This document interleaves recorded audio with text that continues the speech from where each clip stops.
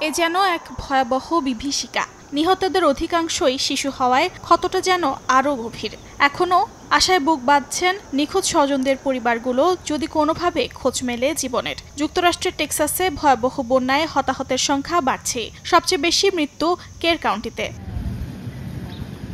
উদ্ধার করা বেশ কয়েকটি মরদেহের পরিচয় এখনও শনাক্ত করা সম্ভব হয়নি বলে জানায় কের কাউন্টি পুলিশ। স্থানীয় প্রশাসন ও উদ্ধারকারী বাহিনী জানায় এখনও চলছে উদ্ধার কার্যক্রম। নিখোঁজদের সন্ধানে মোতায়েন রয়েছে হেলিকপ্টার, ড্রোন ও নৌযান। হাসপাতালগুলোতে জারি করা হয়েছে জরুরি সতর্কতা। নিখোঁজ সবাইকে খুঁজে না পাওয়া পর্যন্ত উদ্ধার কাজ অব্যাহত থাকবে বলে জানায় সংশ্লিষ্ট কর্তৃপক্ষ।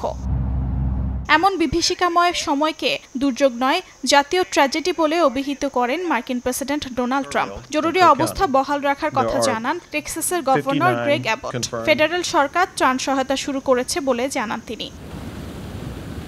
অর্চিতা শেহজিন, সময় সংবাদ।